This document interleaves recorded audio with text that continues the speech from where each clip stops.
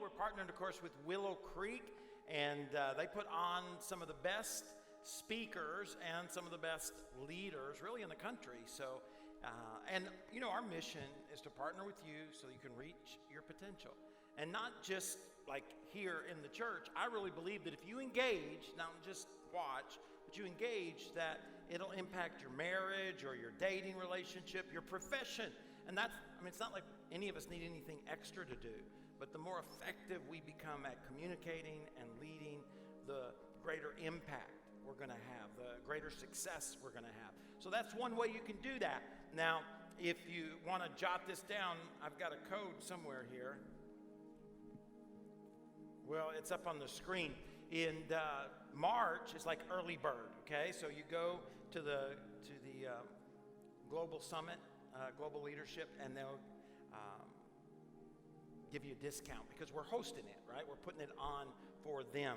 They do a bunch of satellites. The one in Chicago is already sold out, so that's how popular this conference is. Then we're going to be doing one here that we have written. It's 4 weeks. It's called Leadership. Starts this month. And again, on the app, out there in the lobby, you can get more information. And again, we're doing it because we want to partner with you so that you can become even more effective at whatever God's called you to do. I was thinking this week, when you get on the airplane, do you ever think about how many people it takes to get you from where you are to where you're trying to go? You know what I mean? It takes a lot more, really, probably than we ever think about. Because normally we might be a little bit frustrated when we're traveling or things aren't going exactly right. And so I thought today, I can't mention them all, but I thought I'd mention a few of the people who make it possible for you to go on a plane. By the way, I was reading 6% of the world's population has flown. All right? 6% of the world's population. What do you think percentage of Americans have flown? Turn to the person beside you. Tell them, what do you think, if 6% of the world's population has flown, what percentage of Americans have flown? Turn to the person beside you. Put it in the chat room. What do you think? What percentage of Americans have flown?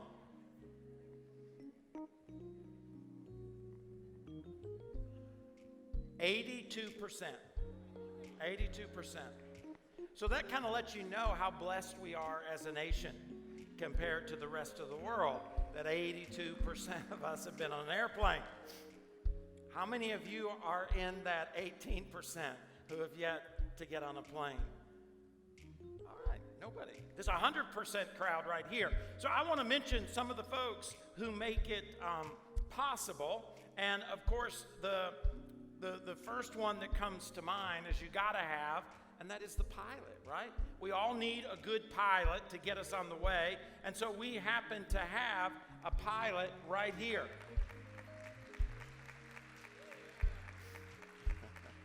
Now, if this good-looking pilot here tends to die, what do you need? You need a co-pilot, right? And we have a co-pilot as well. So, now, the person who sometimes makes your flight very nice and sometimes can make it a little challenging is the flight attendant. And so we have a flight attendant. How many of you have had like really good flight attendants? Happy flight attendants? How many of you have had grumpy flight attendants? All right. Anyways, the next thing that we have is the person who actually designs the airport. I mean, all the runways and all the stuff that goes on that allows us to fly safely. I mean, it is amazing how safe flying actually is. That is the airport engineer. And engineers make the world operate. So give it up for our engineers. All right. Then the person who we've all been frustrated with, the baggage handler, right? The baggage handler, because they can lose your luggage. And when you look out of the window at the plane, they don't always handle it with care, do they? How about the person that has the flashlights, right, and is doing this? They're called the aircraft marshaller, all right? Here we got our aircraft marshaller. And then, of course, every airport and every airplane has a janitorial service that has to clean the bathrooms. Should somebody get air sick, help us to not get sick when we're on the airplane. So, put up for our janitorial service. And planes don't last forever. Just like everything else in life, they break. And when they break, you need a mechanic. And folks specialize in airplane mechanics. So we have our mechanic. Have you noticed airplanes, I remember when I was little, you get on a plane, they'd give you a free Coke, and they would give you some peanuts, or they'd give you some pretzels. Today, when you get on the airplane, they give you a half a glass of plastic water if you're good, right? So sometimes it's easier to kind of go to one of those little stores, you know what I mean, where they sell the candy and the books, they're kind of like concierge, right? And so we have a representative of those little stores, the concierge service, with their chips and all of those things that we can get it actually cheaper and carry it on the plane.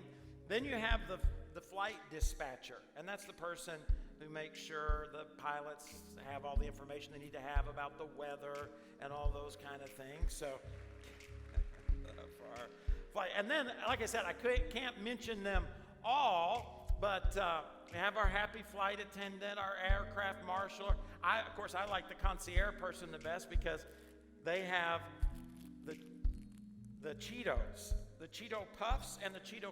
Anybody miss breakfast this morning? Need a little few Cheetos to get on the way? All right. How about over there? Woo, nice catch. You know what? This is, how about Doritos? Anybody like Doritos? All right. I've got a terrible arm, don't I? Sour cream? Oh, I hate sour cream. All right. All right, and then, of course, you can get a book, and you can bring it back, and you can exchange it for another one, or so they always say as they stick that bookmark in your book you buy at the airport. I have Joel Osteen's newest one, You Are Stronger Than You Think, right? That's a good book. Is anybody, sir, you need this book? All right, come and get it, okay? All right. There you go. Now, these last three, this is the group of people that either keep you safe or irritate everything out of you, the TSA. So we have our own TSA agent. Where is our TSA agent? Can we, hold it. No, you're smiling. I've never seen a TSA agent smile. All right. Do we have any TSA agents here? If you were, you wouldn't admit it, would you? All right. Just kidding. Of course, you have the first person you meet, which is the agent that gives you the ticket. If you're nice, they give you an upgrade. If you're mean, they give you the seat next to the bathroom. So we have our ticket agent. There we go. Thank you, our ticket agent. And lastly, the people who make sure your plane doesn't run into the other plane is the air traffic controller, right? They make sure all the planes are going in all the directions. And so we are thankful for our air traffic controller. Now, this is just a few of the people that allow you and me to get from one place to another. There really are many, many more. And sometimes we forget that. Sometimes we forget how many people are serving us just so that we can get to a family vacation, or maybe there's a tragedy we're trying to get to, or maybe it's a business trip. It really does take a lot of different people serving in a lot of different ways for us to get where we're going. Let's give it up to our crew here one last time. You guys may be seated. And I wanted for us to be reminded of that, because the same thing is true when it comes to ministry.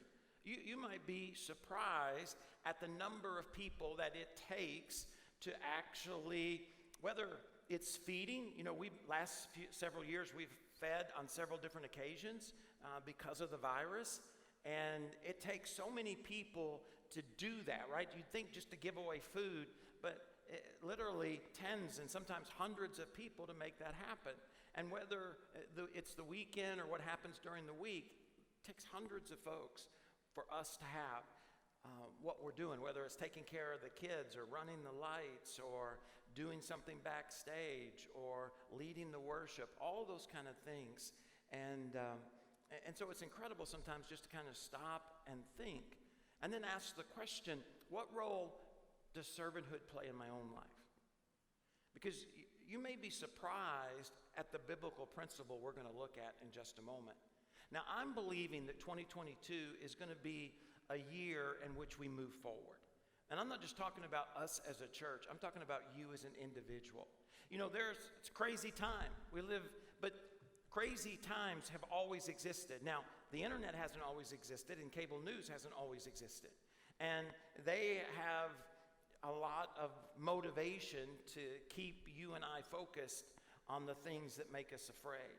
And so we do live in crazy times, in a crazy world. But in the midst of that, I believe this is the year, as we come out of COVID, that we have an opportunity for breakthrough, to move forward in all those areas of our lives. And so this spring, we got some really big things planned, and we've already got some volunteers and some teams who are working on some of these big ideas.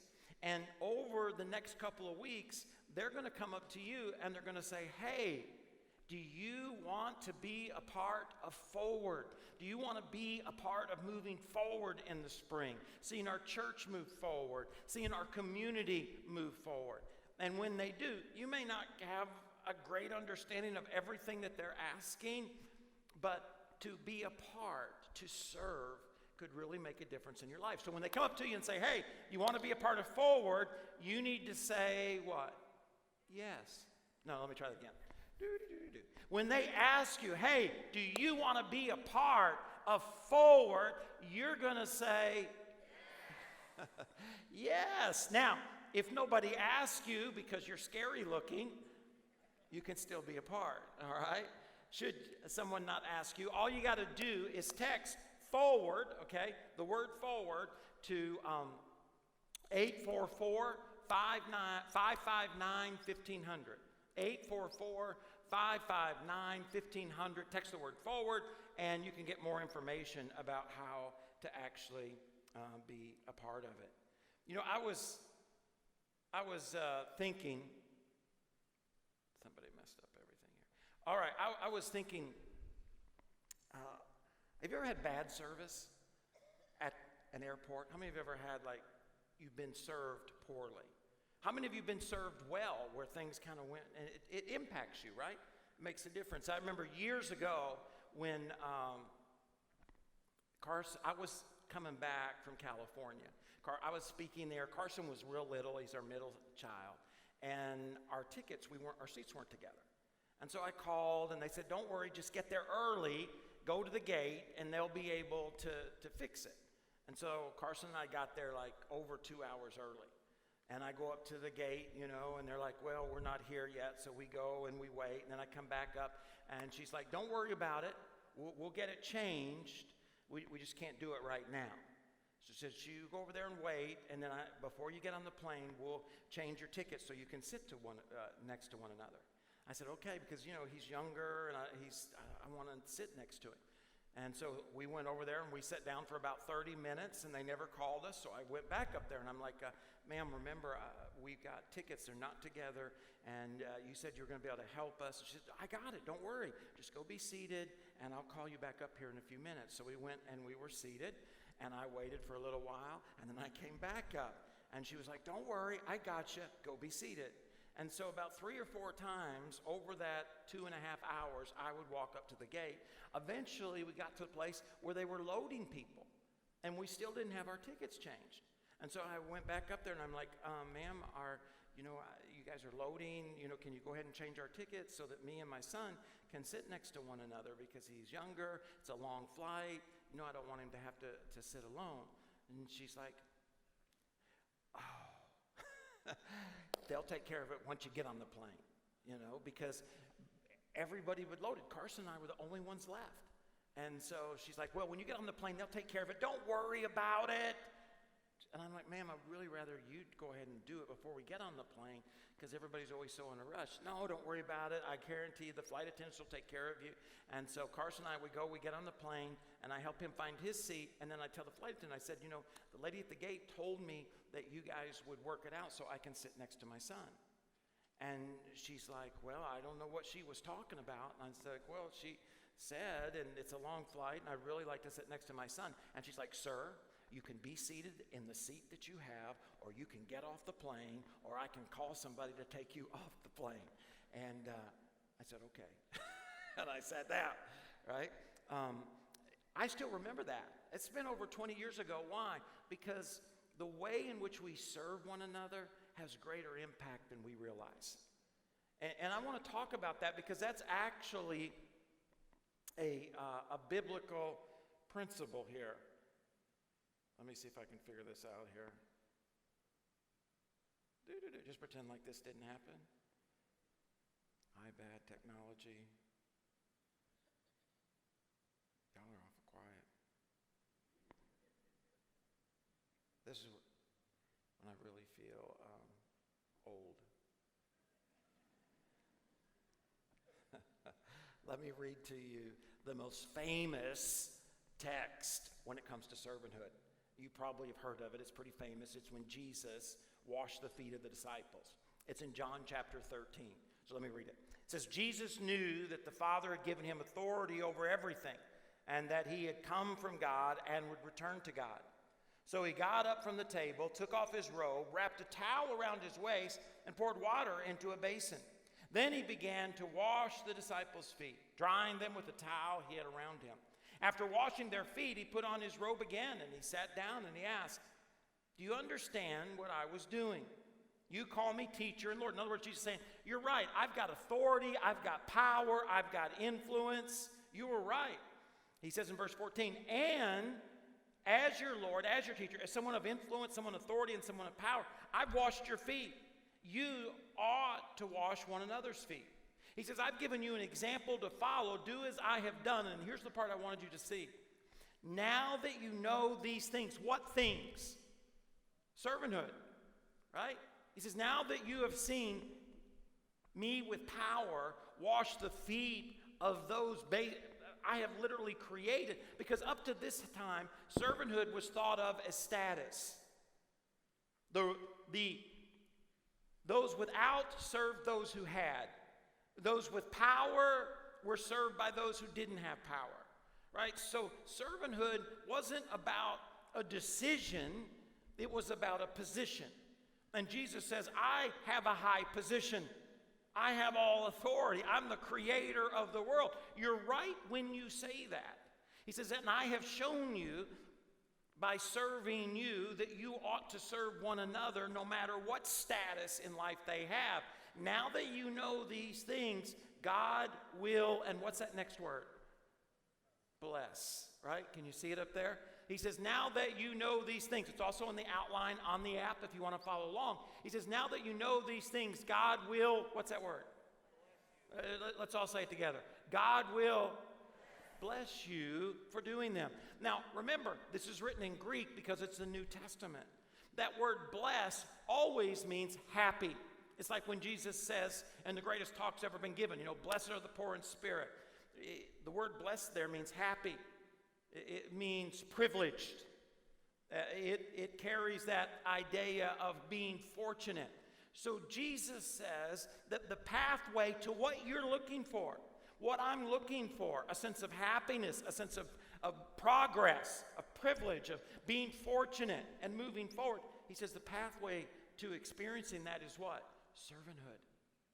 And maybe the reason that some of us are still walking in circles or have yet to experience the destiny, or we've gotten to some success and we're still unhappy, might be because we've yet to understand the biblical principle of servanthood. Now, I wrote in my notes, which I eventually found here, is that you have to be willing to do something small in order to be trusted with something big. You have to be willing to serve in order to be trusted with a big opportunity. Servanthood is literally, biblically anyways, a pathway to success. I was thinking about this. The small things that we do are the tests. They provide that opportunity that we never even see coming. I remember the whole way that Stephanie and I got here is me and some of the guys from the church Steph and I had started went to a conference in Little Rock to hear the pastor who was here at the time was doing a conference. And he was teaching. And there was a breakout in a little classroom. And when we got in the classroom, it wasn't set up to have a seminar. And so me and those guys set up the chairs so that Pastor Dan, who was the pastor here at the time, could teach. Never met him, didn't know him, but I guess he heard or saw us doing that, so he invited us to lunch. And as a result of going to lunch, got to know him, and a few years later is when they offered me and Steph to come here and do a young adult service. In other words, I would have never had the opportunity from a little town in Arkansas to come to South Florida had it not been for an act of service. In other words, I served my way into this opportunity. And that's important to remember, because so many times we're waiting for something to happen when in reality, God actually wants us to act. Now, we're doing a book study. We've got 1 week left on Thursday mornings at 6 a.m. And it's an interesting book because it's about leadership virtues in these challenging times. And it's really about who you are as a person. And the same thing is true when it comes to servanthood. Servanthood is about who we are and the decisions we make in order to make a difference in the world and at the same time discover our destiny. That's a great thing about what Jesus is saying here. Now, it's important to know success is not an escalator. It's not something you just step on and then it takes you to the top and you just stand there. It's more like a stairway, because you are growing and you are developing and you are learning with each step that you take. So let me give you, just real quickly, what servanthood takes in order to arrive at our destiny.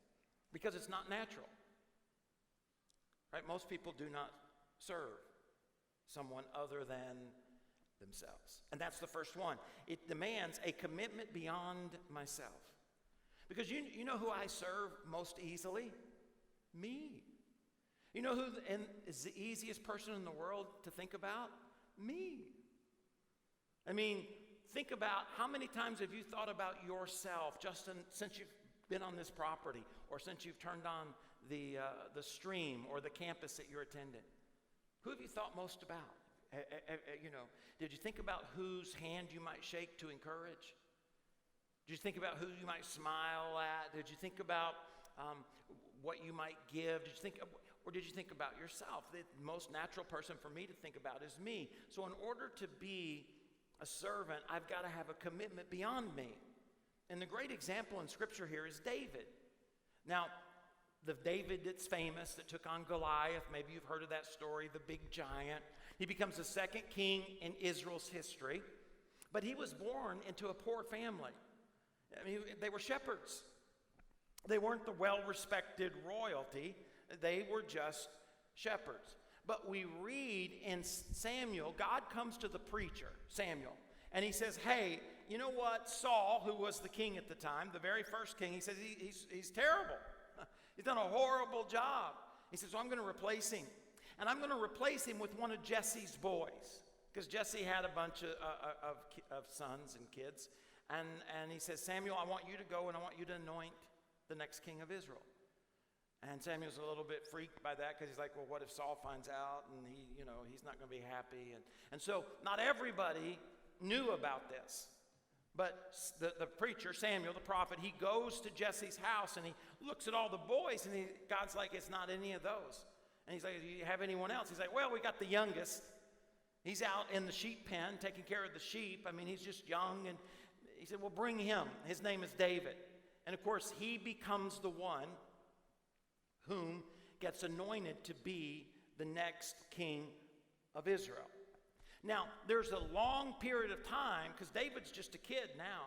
There's a long period of time that from the time David is anointed to be king until he sits on the throne. And during that time period, Israel goes to war with the Philistines. And the Philistines have this giant named Goliath who comes out every day. He's like, hey, who's going to take me on? And you know what Israel does? They all take off running. They're scared to death. And so the next day he comes out and says, who's going to take me on? So they're having this battle. And look at what Jesse, David's dad, asked in 1 Samuel 17. It says, one day Jesse said to David, he said, hey, take this basket of roasted grain and these 10 loaves of bread and carry them quickly to your brothers. And give these 10 cuts of cheese to their captain. See how your brothers are getting along? Come back, let me know. Because David's brothers were with the Israelite army and they're fighting the Philistines. He says, so David left the sheep with another shepherd, set out early the next morning with the gifts as Jesse had directed him to do. Now, when you read that, did you think, what would it be like to be David? Because I'm thinking, you know what I probably would have said? I would have said, hey, Dad, I love you, but I'm the next king. Can't somebody else take the biscuits down there? I mean, you want me? I'm the king. Or going to be, Dad.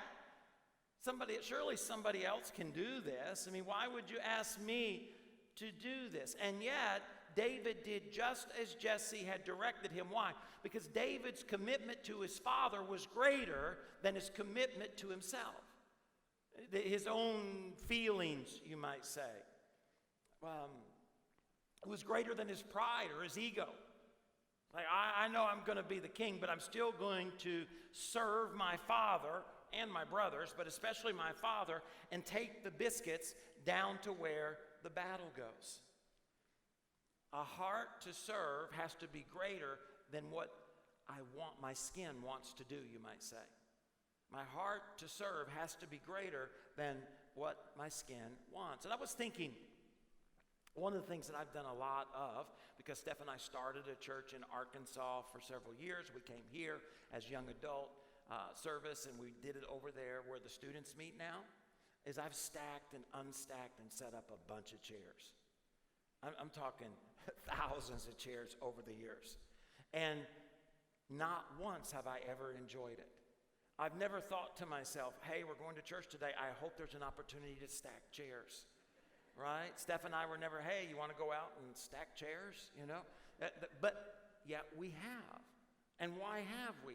Well, because of our commitment to something greater than ourselves. And as I was thinking about that, I thought our commitment to serve God, our commitment to ministry, what's going to happen in that room once the chairs are set up. Our commitment to the people who would be sitting in the chairs. They can't experience the ministry if they don't have a place to sit. And the people who lead out in the facilities, if we don't do it, then they're going to have to do it. Right? And it is that commitment to my calling, what God's asked us to do. It's that commitment to something that is greater than ourselves that allows us to serve when we don't feel like serving, which impacts the lives of people and opens up the doors of opportunity for ourselves. And that's exactly what happens to David.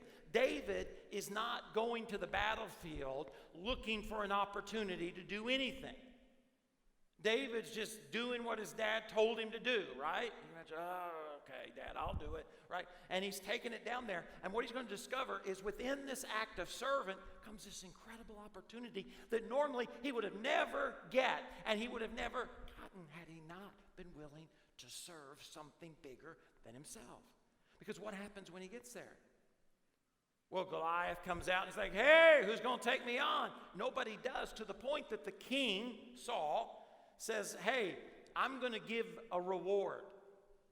And David asks the question in Samuel 17:25, what's the reward?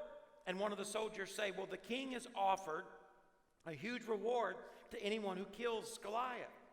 He will give that man one of his daughters as a wife, and the man's entire family will be exempted from paying taxes. And David's like, well, I'll take him on then, because this seems like an opportunity to me. I mean, who is this dude defying God anyways? And when the king hears that David has said this, David ends up in the tent of the king. Now think about this. This is a dude that was too young to serve in the military. This is a dude that is a sheep herder, finds himself in the tent of the king. And the only reason he's in that tent is because he was willing to serve his father. He didn't go looking, I hope the king. No. He went because that's this heart of servanthood. And you know what happens if you know the story? He takes out Goliath. He gets that. He gets the opportunity not just to be in the tent of royalty, he becomes royalty. He gets the opportunity to marry the king's daughter because of his willingness to serve. And I can't help and wonder how many opportunities have you and I missed simply because we weren't committed to anything greater than our own comfort. I can't do that. I'm tired. I can't do that. I don't have enough time. I can't do that. I don't have enough money. And all of these reasons. I was thinking when I took that team of people to Little Rock, we were going to learn something that we could take back to Southside, the church we had started. But what God was doing was giving us an opportunity to serve that would forever change my life. And I think, what would have happened had we not stacked those chairs that day? What opportunity would I have missed? What opportunities do I miss? When we got here, they were already in the works of building this building. And out there where that lot is right out there, what is it, the north lot, it was just grass. And so in order to get everybody in that building over there, we had to park people in the grass. And they just had cones out there. And the young adult service was on Sunday nights. So I did the parking lot. People love parking out there in the midst of the grass. Maybe that was some of you fine people. But anyways, through that servanthood, see, Steph and I came here thinking we would learn what we could learn, then God would send us somewhere where we could apply it. But through serving, God not only got us here, but then God opened the door to become the pastor. My greatest opportunities have all come through serving. And you know what? You will discover that's a biblical principle in your own life. And some of us are frustrated because we're just going in circles and we're not experiencing. We're like, well, where is God and all this? And God's like, hey, you got to get a heart of servanthood. The opportunities are there, but they're on the other side. And the only way we can serve consistently is to be committed to something beyond our own comfort. Here's the second thing, is a willingness to humble ourselves. Service, again, if it's not about status, then it has to be about decision. And a decision is an act of humility. And the one I want us to look at is Elisha. Now, I don't know how familiar you are with Elisha, but Elisha was a prophet. He was a preacher. And Elijah was his mentor. Elijah was this great man of God. And one day, God comes to Elijah and says, you know what, Elijah, it's about time for you to begin mentoring your successor. And God told Elijah who it was. It was Elisha. And so Elijah goes looking for Elisha, and he finds him in a field plowing it. And so he takes off his coat and he puts it on Elisha, basically asking Elisha to come with him, you might say. Now, what's interesting is that Elisha doesn't ask, well, what will my position be? What will my title be? Is there any opportunity to move forward? How much are you going to pay me? He doesn't ask any of those things. Instead, look what the scripture says in verse 21. Then he went with Elijah as his assistant. Now, this is the Old Testament, so it's written in Hebrew. And the word assistant means to serve, to wait upon. In other words, Elisha went knowing I'm going as a servant. I'm not going because of a title. I'm not going because of future promotion opportunities. I'm going to humble myself. It's not because Elijah's smarter than I am or brighter than I am. No. I'm going to choose to humble myself and to serve him, to minister to him, some translations say. But this idea of to wait upon him. Now here's what you need to know. Elijah didn't tell him, hey, one day you're going to be my successor. He didn't tell him that to motivate him. No. He served Elijah for 5 years. 5 years. he got Elijah's food, his water. He took care of his arrangements. Whatever it was that Elijah needed to do the work of God, Elisha helped him do it. 5 years, that's a long time. A lot of folks give up along the way, but I want you to see what happens. Because of his willingness to humble himself and to serve Elijah, it says, and when they came to the other side, Elijah said to Elisha, tell me what I can do for you before I'm taken away. Because Elijah walked so closely with God, he didn't die, the Bible says. He was taken up to heaven in a whirlwind. He says, so before I go, he says, what can I do for you? And Elisha replied, please let me inherit a double share of your spirit and become your successor. And you know what happened? He got it. He served his way to success. And not only did he impact the life of Elijah and everybody that Elijah impacted, but he also opened up the door of opportunity for himself, that he did even greater works than Elijah. He got a double portion. Why? Because he was a servant. Not because he was smarter, not because he was faster, not because he had more money. Simply because he was committed to something beyond himself, and he was willing to intentionally humble himself. Right? Now here's up to where we are, up to this point, guess what? You and I can do all of those things. Right? There's nobody here saying, well, I can't succeed. God must not love me. The world is not fair. No. You and I can do both of those things, including the third one, which is a decision to persevere.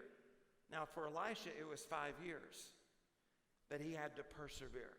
I've seen so many people who give up on their servant heart. Even here at Potential Church, they want to, oh man, I've got this dream and I want to do this, and then they give up on it because it doesn't happen as fast as they want it to happen.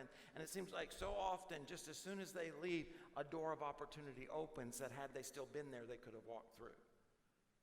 Joseph is a great example of this, because he persevered for much longer than just 5 years. Joseph was the youngest of a big family. He had lots of brothers, and he had a dream, and his brothers got jealous of him. Now, when I got 2 younger brothers, when I got mad at my 2 younger brothers, I just gave them a wedgie. What they did to Joseph is they sold him into slavery. He ends up at Potiphar's house. You know what he does at Potiphar's house? He's still a slave, but you know what he does? He serves the house. And he serves the house so effectively that he serves himself to success. He becomes over all the house. Potiphar trusts him with everything that he has. And then Joseph gets accused of something he did not do. But it was horrific enough of an accusation that he ends up in prison. And again, if that were me, man, I'm going to tell you, I would struggle. I'd be like, God, where are you? I was just trying to do what I was supposed to do, and here I am in prison. But that's not what Joseph does. He perseveres in servanthood. And he serves the people within that prison. And then the king, or the Pharaoh, right, has a dream, and his guys can't help him understand what it means, but he hears about Joseph. And he hears that Joseph has the ability to interpret dreams. And so Joseph gets called into the palace, and you know what he does there? He does the same thing he did in Potiphar's house. He does the same thing that he did in the prison. He serves now the king, the Pharaoh. And I want you to see what happens to him in Genesis 41.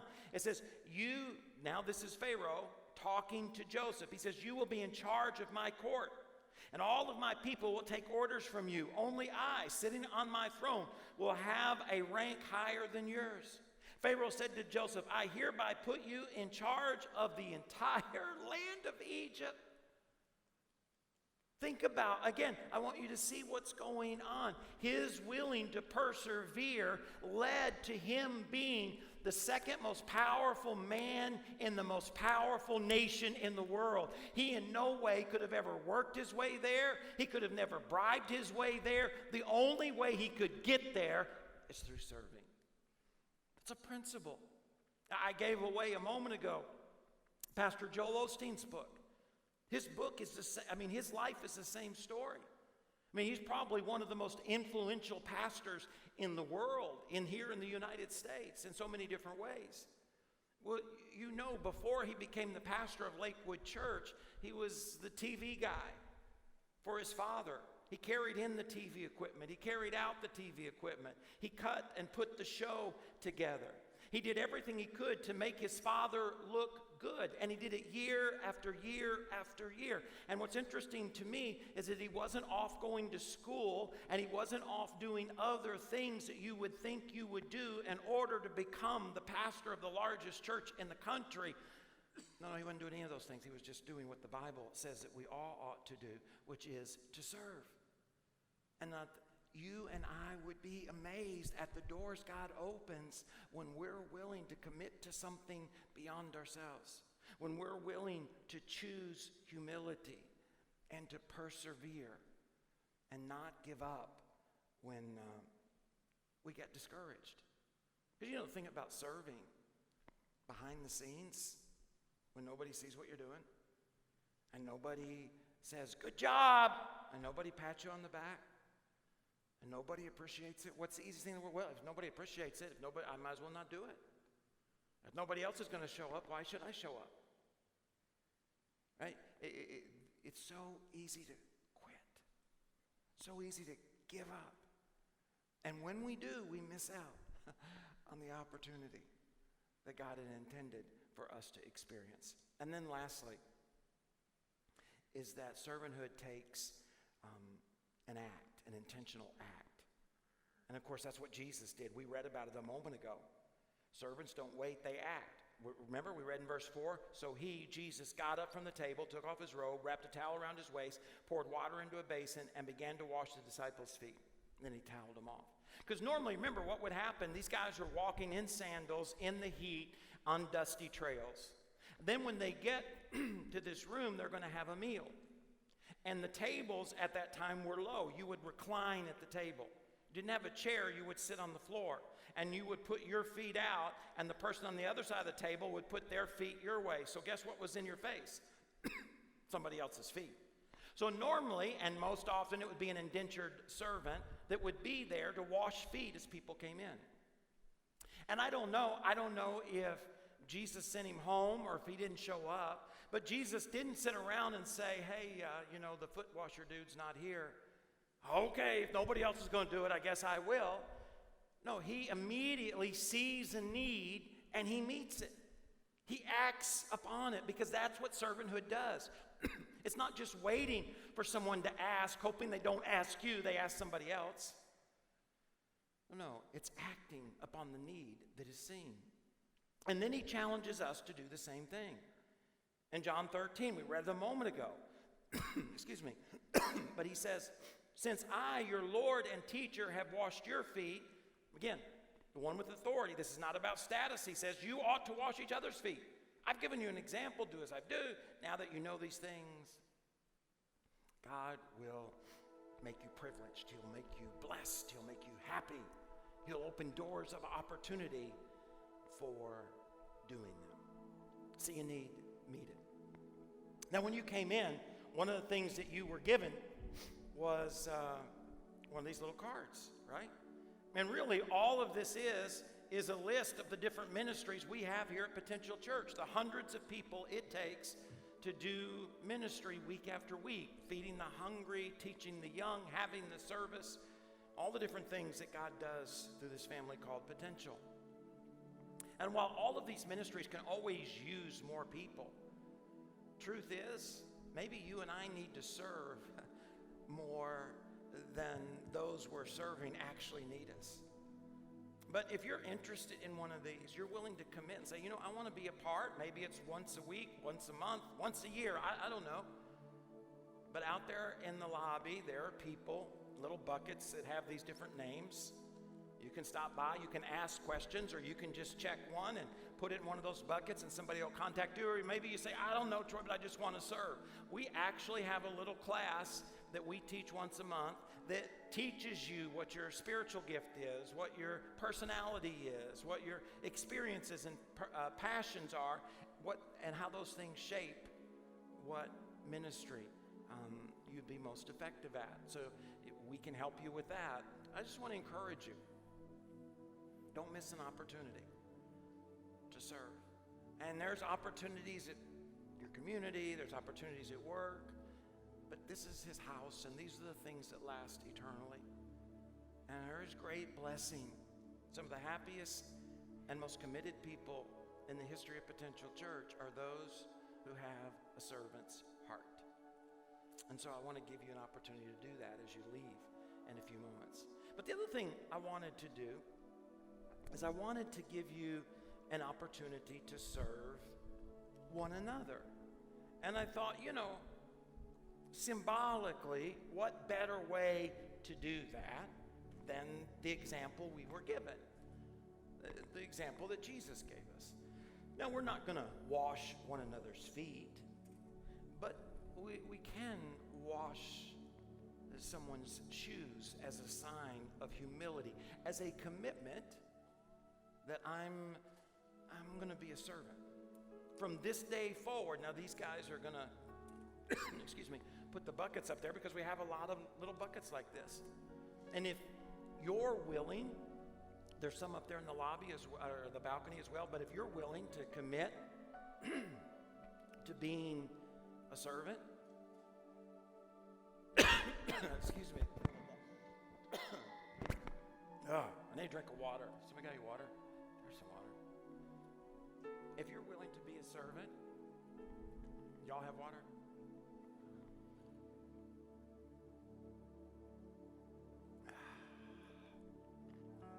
One more drink.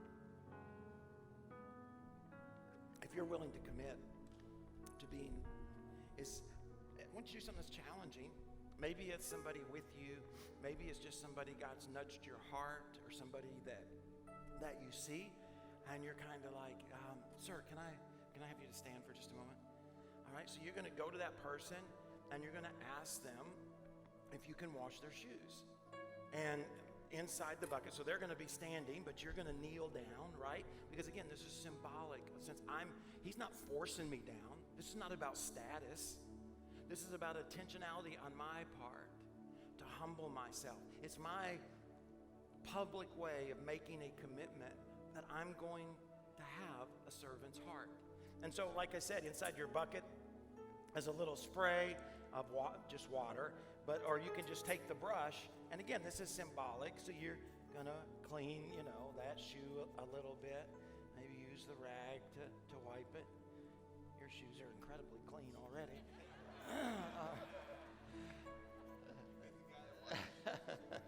But you're gonna wash his shoes, and again, this is a commitment. This is a symbol of this is the kind of life I want to live.